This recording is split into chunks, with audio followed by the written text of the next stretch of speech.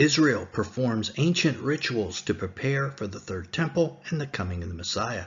Israel believes this year is a special year, a year when the Messiah can come, not necessarily will, but can. Jews think that the Messiah can come only on a special year, 1 year out of 7, and they believe this is one of those years. So this week, on Tuesday, full dress reenactment of 2 ancient ceremonies took place: the ancient water libation ceremony and the Hakel ceremony, just as they were performed in the temple back in ancient Jerusalem. And these ceremonies were held in Jerusalem as part of a preparation for the third temple and the coming of the Messiah. The water libation is a ceremony which is recorded in the Gospel of John, where Jesus made a very famous statement, which we're going to discuss in a moment. So we have a lot to talk about today in this video. Why the Jews and this ministry think the Messiah returns on a special year as designated by the 70th week of Daniel, and whether this is that year. What Jesus' relationship to this year and the ceremony is, etc. But first, a shout out to Stephen Welk, a member of our community who brought this all to our attention. Now let's start with a video of the ceremony. There was a parade with hundreds of participants led by priests accompanied by the Levites playing musical instruments. The parade began near the Dung Gate in Jerusalem's Old City as the Levites led the ceremony with drums, violin, guitar, clarinet, and 4-foot-long silver trumpets. They wound down into the valley below the Temple Mount to the biblical pool of Siloam. You probably have heard that. That's also in the Gospel of John, which of course was used in temple times. Back then, the ceremony would take 15 hours, with accompanying celebrations lasting all night until the temple services began the next morning. Nations came from around the world to take part in this Sukkot celebration, making it an international worship of God at the time. Water and wine were poured out together at the morning services for the last 6 days of the week-long Feast of Tabernacles or Sukkot celebration. Priests reenacted this pouring out of wine and water just this week. Now the ceremony you're watching is pointing to the coming third temple, to get those in Israel excited about rebuilding that temple. Someday this ceremony will take place there. As we said, the ceremony takes place during the Feast of Tabernacles or Sukkot. And although the water libation ceremony is part of the Jews' oral tradition passed down from Moses, it's not actually found in the Old Testament. However, Jesus participated in it, and it is likely found in the Gospel of John. As I read it, remember, the festival spoken of is the Feast of Tabernacles, and it's almost assuredly during the water libation ceremony that this takes place. On the last and greatest day of the festival, Jesus stood and said in a loud voice, "Let anyone who is thirsty come to me and drink. Whoever believes in me, as Scriptures has said, rivers of living water will flow from within them." And by this, he meant the Spirit, whom those who believed him were later to receive. Up to that time, the Spirit had not been given, since Jesus had not yet been glorified. On hearing his words, some of the people said, "Surely this man is the prophet." Others said, "He is the Messiah." John 7:37 through 41. So you can imagine this joyous festival with musical instruments and all the priests pouring out water on the altar. And then Jesus shouts out from the crowd that rivers of living water will flow out of those who believe in him. Notice, the people hearing Jesus say this immediately connect this statement with Jesus being the Messiah. The next day, the religious leaders brought the woman caught in the act of adultery to Jesus to try to trick him, where he famously said, "Let him who is without sin cast the first stone." And later that same day, he healed the man born blind. All of this was happening during the Feast of Tabernacles and on the 8th day, the day after the feast. On this 8th day, Jesus spit on the ground, made mud, put it on the blind man's eyes, and told him to wash. Wait for it. In the pool of Siloam, yes. Another connection to the feasts and the water libation ceremony. The The Pool of Siloam has a connection to the Third Temple as well. The Pool of Siloam was the starting point for pilgrims who made the annual pilgrimage to Jerusalem for the biblical feasts. They would use the pool to wash and ritually purify themselves before ascending by foot to the Temple Mount to bring their sacrificial offerings. The Third Temple is rebuilt. This is going to happen again.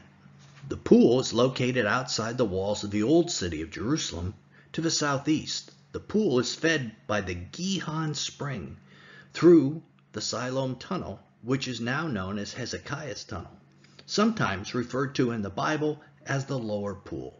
The pool was built during the reign of Hezekiah, as we said, and was only discovered in 2004 excavations. So, when Jesus told the man born blind to wash in the pool, it was as a prelude of him going up to the temple. Then, the second ceremony, the once in 7 year Hakel ceremony took place, the reading of a Torah by the king when a new 7-year cycle would begin. This command is found in Deuteronomy 31, and it involves assembling all men, women, and children in Israel of both Jewish and non-Jewish descent to hear the reading of the Torah. This happens in the year following the Shemitah year. In temple times, a large wooden stage would be erected near the temple courtyard where the king would read the designated sections of the Torah. This is the special year that Jews believe will someday mark the arrival of the Messiah, the year after the Shemitah year. The Babylonian Talmud, in the Tractate of Sanhedrin 97a, quotes a verse from Amos 9:11. Quote, "As it is written in that day, I will raise up the tabernacle of David that is fallen. Our rabbis taught that in this 7-year cycle, at the end of which the son of David will come in the first year, this verse will be fulfilled." Jews believe that on Rosh Hashanah, 2 weeks ago, the Shemitah, or sabbatical year, ended. Now, in this previous video, this ministry discussed why we believe that the Shemitah is this year, not last year, and that next year is the year after a Shemitah. There's a link to that video down in the description. I highly recommend you watch it. But why did Jews believe the year after the Shemitah, the first year of any new 7-year cycle, would be a year that the Messiah has to return? Well, it has to do with Daniel's prophecy of the 70 weeks.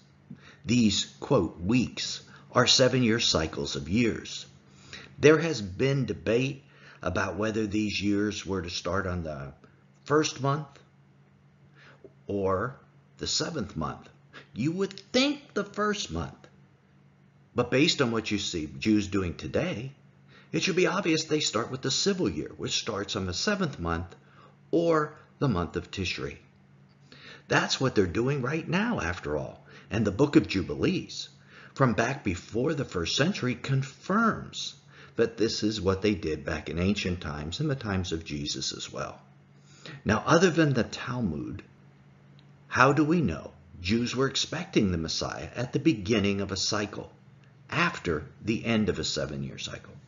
In the Dead Sea Scrolls, there is a scroll known as the Melchizedek Pesher, which describes how ancient Hebrews understood the prophecy of Daniel's 70 weeks.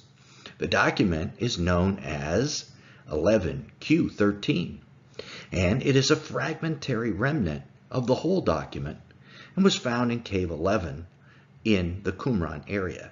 It's an explanation of why the Jews in 200 BC thought their Messiah would return on a Jubilee year. Now, Jubilee years are the first year of a 49-year cycle, not just any old 7-year cycle. 7 of the 7-year cycles combined make this Jubilee cycle of 49 years. Daniel's 70 weeks is actually 10 Jubilee cycles. 10 times 7 equals 70. And Daniel and all ancient Jews intuitively understood this. Here's what the Pesher says in part. "In this year of Jubilee, each of you shall return to his property." Leviticus 25:13. "And likewise, This is the manner of release. Every creditor shall release that which he has lent to his neighbor. He shall not exact it of his neighbor and his brother. For God's release has been proclaimed, Deuteronomy 15:2. And it will be proclaimed at the end of days concerning the captives, as he said to proclaim liberty to the captives. And that comes from Isaiah 61:1. In essence, the 70 weeks are 10 Jubilee cycles. The year after the 70 weeks, then, is a Jubilee. It's going to start a new cycle, an 11th Jubilee cycle. Thus, we should understand as well that Jesus is coming back on a Jubilee after the 70th week of Daniel. The Pesher continues, and the Day of Atonement is the end of the 10th Jubilee. There it is, right there, when all the sons of light and the men of the lot of Melchizedek will be atoned for, and a statute concerns them to provide them with rewards. This is an ancient description of the return of Jesus. Now, the last year of every 7-year cycle is the Shemitah year, and the Jubilee is the year after a cycle of 49 years. So all Jubilee years come a year after a Shemitah year. We believe on this channel that we have just entered a Shemitah year. Here's what Israel 365 News says about this. It is not surprising that every year following the Shemitah year has been significant in our possession of the land of Israel. For instance, it was a Shemitah year in 1966, and the following year, during the Six-Day War, we recaptured Jerusalem and Gush Etzion. The next Shemitah year was 1973. This year was followed by the devastating Yom Kippur War. Following the Shemitah year in 1980, we relinquished Sinai to Egypt. After 2 cycles of Shemitah, in 1995, the Oslo Agreement was made, which brought bouts of terrorism in its wake. And of course, we look at these years as Shemitah years, not the year after, in this ministry. But either way, there's definitely a pattern. So if Jesus is to return on a Jubilee year, can we predict what day the tribulation is going to start? And the answer is yes, we can. Click right here to keep watching and find out the exact day of that tribulation. Click right here to keep watching and find out the exact day that the tribulation must start according to the Bible. Till then, this is Nelson, and I will see you there.